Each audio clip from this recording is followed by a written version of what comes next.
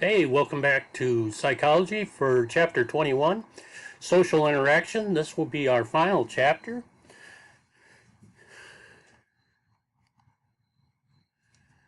The first thing we're going to talk about is group behavior. People behave differently in groups than they do as individuals. Being a member of a group does not always improve your individual performance. Many important decisions are made by groups rather than by individuals. And people tend to take greater risks as part of a group rather than they would if they were acting alone. People behave differently in groups than they do as individuals. Often they are willing to take greater risks in a group. So, your questions you'll want to be able to answer at the completion of this chapter or this section is: what is social facilitation? How would you define social loafing and risky shift? What are some characteristics of group decision-making? What is group polarization? How would you describe group leadership? People may try harder and take greater risks or make different decisions when they are with others than they would if they were alone. Why is this? People often perform better when other people are watching. The presence of others seems to facilitate and encourage one's performance. This phenomenon is called social facilitation. That's why there really is such a thing as home field advantage for sports teams, because they are encouraged by being performing in front of their parents or friends or whatever. Evaluation apprehension, or the concern about the opinion of others, is another reason. The presence of other people may improve your performance. People do not like to perform poorly in front of others. Being a member of a group does not always improve your performance. When people are working toward a common goal, they may slack off and not try as hard. This behavior is called social loafing.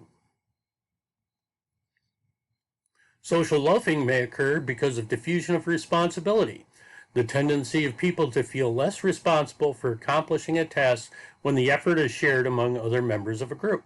This may be why a lot of times people don't like group work in school, because of the fact that they feel like they do more of the work than others.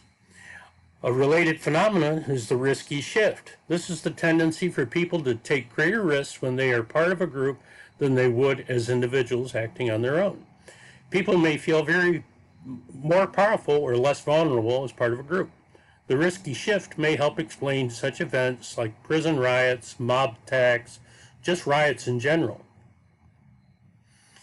Many important decisions are made by groups rather than by individuals. Psychologists have identified a number of social decision schemas, or rules that govern group decision making. The majority wins scheme. In this majority wins scheme, the group agrees to the decision that was initially supported by a majority of group members. The majority win schema applies most often to situations in which there is no right or wrong decision. Truth wins schema. Often members of the group come to realize that one option is better than the others after they learn more about the choices available. This is called the truth wins schema. The two-thirds majority schema comes from when groups concur with a decision after two-thirds of their members come to an agreement about the correct choice. This is the two-thirds majority schema. It often applies to jury decisions. First shift schema is the first shift schema applies to groups that are deadlocked about the decision. If one person shifts from one side to the other, others may shift to the opposite side as well. Now, when we talk about group polarization, members of the group usually share similar attitudes. Shared attitudes are often what attract people to particular groups in the first place. The shared attitudes that group members hold are more likely to be stronger over time. This strengthening of a group's shared attitude is called group polarization. Polarization occurs as members discuss and act upon attitudes they share. Polarization can be positive or negative. High prejudice group members are likely to increase their prejudice. Low prejudice group members are likely to decrease their prejudice. So as you see in group polarization, when you get within a group, the more before the discussion, then after the discussion, you actually go further apart.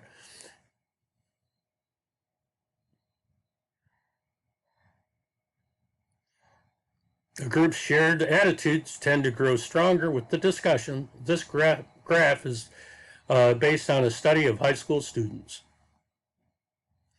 All groups of leaders who have served several important functions in their groups. They identify goals, they establish and implement plans, and they establish emotional support. Some leaders are appointed by outsiders, others are chosen by a vote of group members. Informal groups may not have official leaders, though some members are likely to have more influence than others. Group leaders often have certain personality traits or skills. Many are self-confident, outgoing, and intelligent. Leaders differ in how they operate. Authoritarian leaders exert absolute control over all decisions for the group. Military leaders are authoritarian leaders to those below them.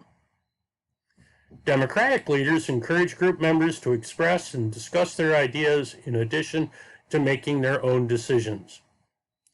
Laissez-faire leaders encourage group members to express and explore their own ideas. These leaders have less active role in the decision-making. Comparing leadership style, no one style of leadership is best for every group. Different situations call for different styles of leadership. Section 2. People who conform bring their behavior into line with that of the group. Solomon Asch investigated the extent to which people conform to social norms. One of the most obvious influences on people's behavior is the power of people in authority to compel them to obey.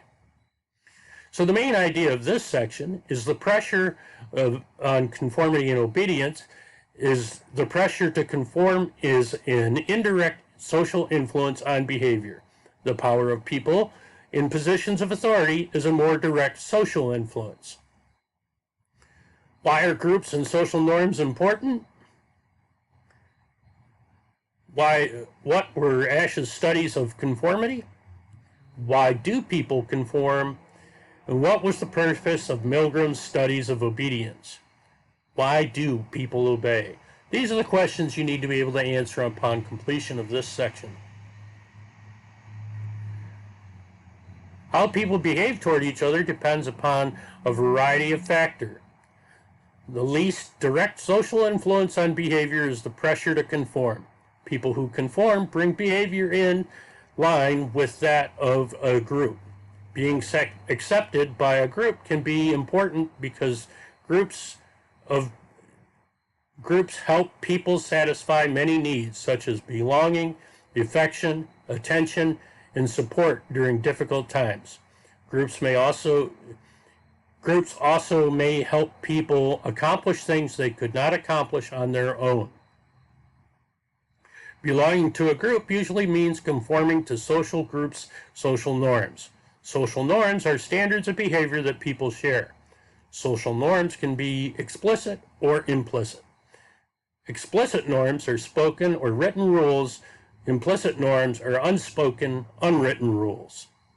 Social norms can be useful or harmful. To what extent will people conform to social norms? Psychologist Solomon Asch addressed this question in a series of well-known experiments in 1955. The procedure, the participants were asked to indicate which of three lines of varying lengths matched the standard line. Participants tested in groups members were Asch's associates. The first few times, Asch's associates answered correctly, and then all gave the same wrong answer. Results were many study participants conformed, even when an answer was obviously wrong. Participants later admitted knowing the answer were wrong, but they went along with the group so as not to appear different. So, why do people conform? Going along with the crowd is probably at least as common in everyday life as it was in Asch's experiments. Why is conformity so common? Several factors may contribute to the tendency to conform. Cultural influences could be a factor. In collectivist cultures, greater emphasis is placed on group than on the individual. Individuals in such cultures show a greater tendency to conform. Need for acceptance. Some people conform in order to be liked and accepted by others. This stems from the belief that people who appear different from the group draw negative attention. Other factors, the chances of conforming to a group's norms increases as the group grows in size. Conformity is more likely when it is unanimous within a group. One of the most obvious and direct social influences on people's attitudes and behavior is the power of people in positions of authority. This is what Milgram's studies of obedience were about. Most adults and children obey authority figures. Throughout history, however, many people have also obeyed orders to commit immoral acts such as killing innocent people. Are people who obey an order to commit immoral acts unusual or abnormal? Or would most people be obedient in a similar situation? Psychologist Stanley Milgram investigated this question in a series of studies conducted in the 1960s and 70s. The purpose of Milgram's research was to determine whether the average person would obey the commands of authority figures. The procedure: 40 male volunteers were recruited and told that they were investigating the effects that punishment has on memory. All volunteers were assigned to be teachers, and all learners were actually associates of Milgram. Though the volunteers were unaware, this learners memorized word pairs. When the teachers read words one at a time, if the learner failed to provide the matching word, then the teacher was to administer an electric shock to the learner. For each subsequent question, actually administered shocks, but the teachers were unaware of this. They did not actually administer shocks, but the teacher did not know that. Teachers were told that they could quit at any time. However, if they hesitated, they were urged to be repeated commands from the researcher to continue. The researcher offered reassurances that the shocks, although painful, would cause no permanent damage.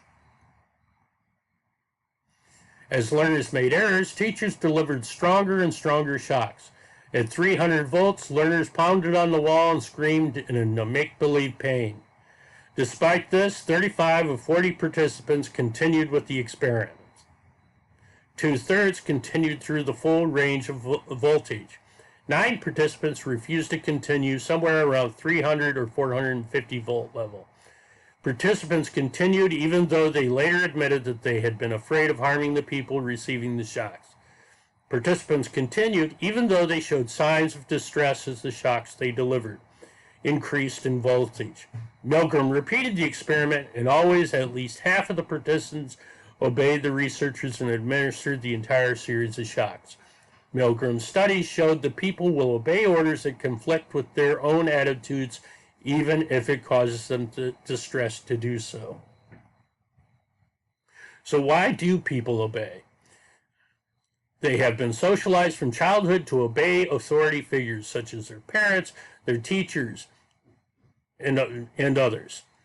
Participants saw Milgram as an authority figure because of his age, gender, profession, affiliation with a prestigious school. Foot in the door effect, which is the tendency for people to give in to major demands once they are given in to minor ones. After participants in Milgram's studies delivered minor shocks, it was easier to deliver larger ones. People who are aware in their attitudes are likely to behave in accordance with those attitudes. Conversely, people who are less aware of their attitudes are more likely to behave in ways that are in conflict with their attitudes. When people are buffered from the consequences of their actions, they are more likely to follow orders, even immoral ones. The participants in Milgram's studies were separated from those they were administering shocks to. Reasons people obey. Socialization. People have been socialized since childhood to obey authority figures. Foot in the door effect. People have a tendency to give the major demands once they give in to minor ones. Confusion about attitudes. People have been confused about their beliefs if they are disturbed by what's happening around them. Buffers. If people are protected from the consequences of their actions, they are more likely to follow orders. Cults and Conformity. The People's Temple of Jim Jones, 914 people died. The Branch Davidians, David Koresh, about 80 people died. Heaven's Gate Marshall Applewhite followers committed mass suicide. Why? Psychologist Philip Zimbardo believes that we should be asking what was so appealing about these groups that people joined them voluntarily. The cults mentioned possessed the following characteristics. They claimed a rigid division between chosen people and the cult and the rest of the world. They complained that the world was against their cult. It envisioned the apocalyptic showdown between the cult and the rest of the world, and it envisioned the cult leader as a messiah or world dictator. Here in the upper left, you see the Reverend Sun Myung Moon. Unification claims to be the second coming of Christ. Here he conducts a blessing ceremony of a mass wedding of followers. And here at these weddings, he'll marry thousands of people at a time. Marshall Applewhite was the founder of the Heaven's Gate cult, and they all, when the Hale-Bopp comet came through, they thought that was their spaceship arriving, and so they all committed suicide in order to be teleported to the spaceship.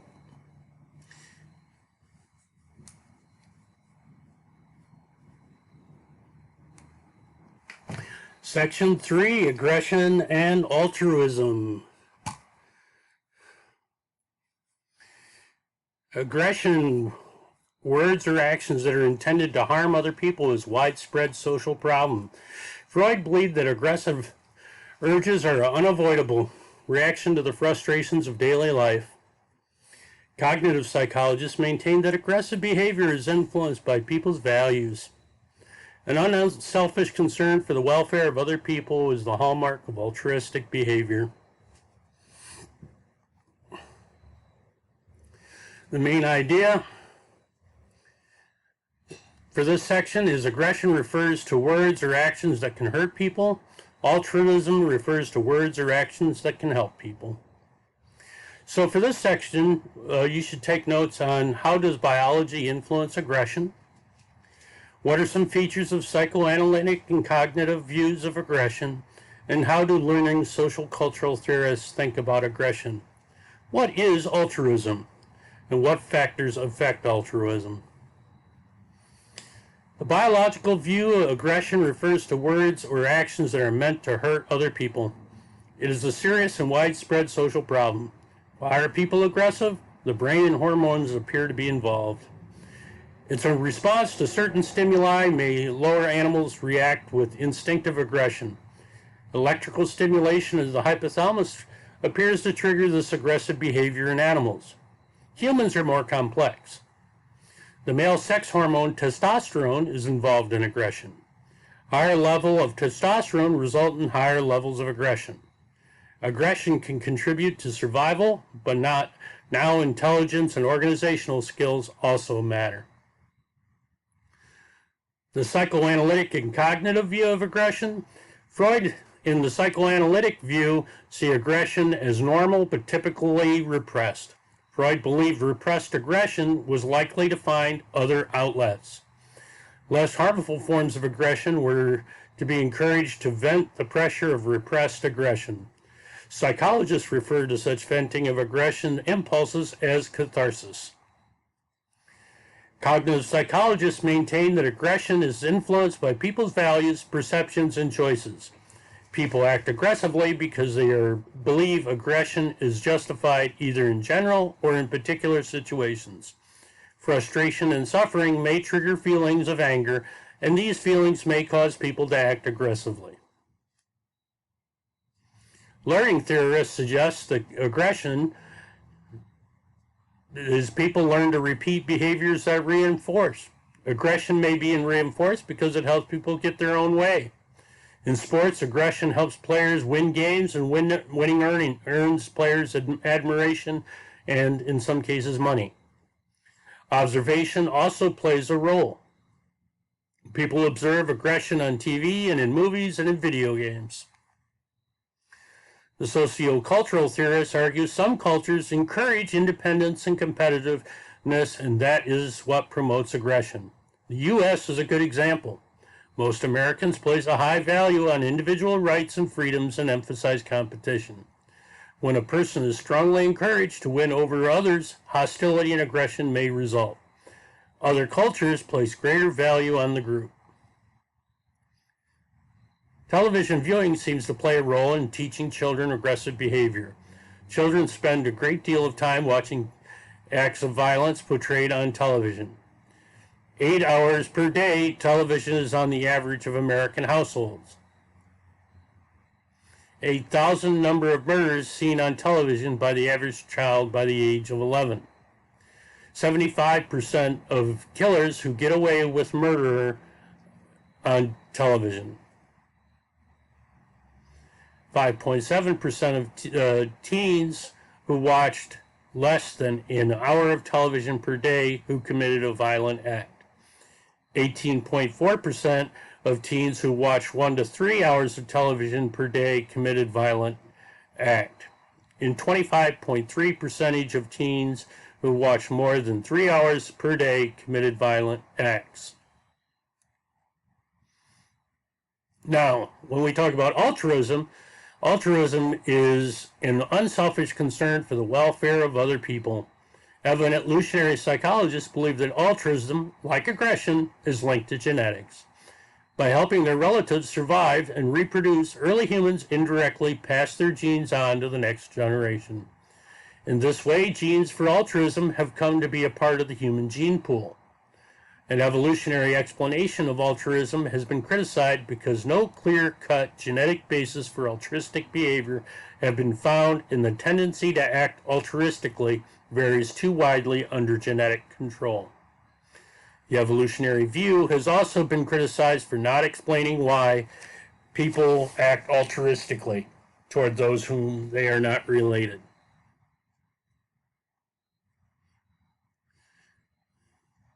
There are certain occupations that regularly call upon the altruism of their members.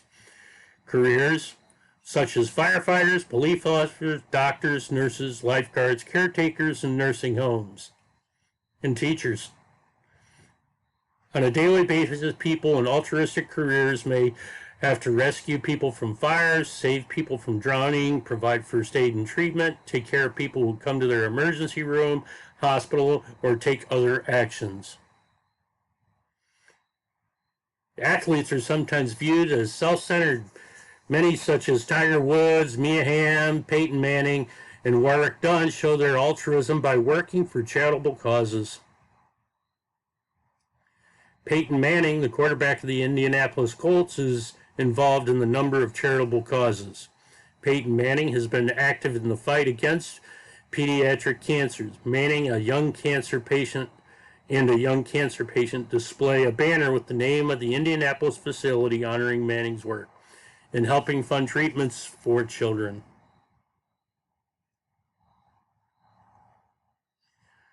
Several factors influence whether a person will help others. One factor is a person's state of mind. People are more likely to help others when they are in a good mood. People who have problems themselves and people who are empathetic may be likely to act altruistically. Being competent to help others seems to make a person more likely to act altruistically. People with a strong need for approval also may be more likely to act altruistically. A sense of personal responsibility may increase the chances of altruistic behavior. Inhibiting factors. Several factors seem to make people reluctant to help others. A person may be unaware of someone's needs or his or her help. A person may think there's nothing he or she can do. A person may fear a social blunder, ridicule, or even personal injury. The bystander effect is a real thing. The chances of altruism depend on how many people are present to help.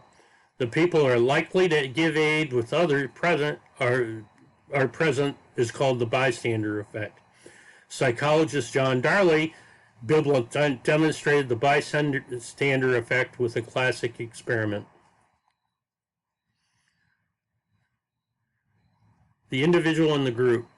Sociocultural theorists argue that some cultures promote competitiveness while others encourage cooperation. Competitiveness has been linked to high levels of aggression, while cooperation has been linked to low levels of aggression. In Thailand, more than 90% of the population are Buddhists.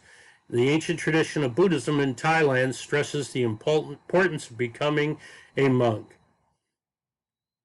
Many Thai men become monks for a short time. They live in a monastery where they meditate and study Buddhism. They leave their individuality behind and adapt to the values of the group. In Japan, Japanese culture emphasizes group membership. Corporations blur the line between the individual and the group, in between private life and work. They wear uniforms, company songs, company housing, etc. In Korea, the teachings of Confucius have led Koreans to view the role of the individual as essentially one of the conforming to norms of a wider social group. In Korean education, the needs of the class are above the individual. The United States. Much of the world views the U.S. as a cowboy country. The cowboy is representative of the deep-seated American values such as individual rights, independence, and a winner-takes-all mentality. So the figure of the lone cowboy on horseback has become the symbol of America. Buddhist monks in Thailand pray together. This concludes our discussion of psychology. This is the end of our book, chapter 21. I hope you've enjoyed what we've covered.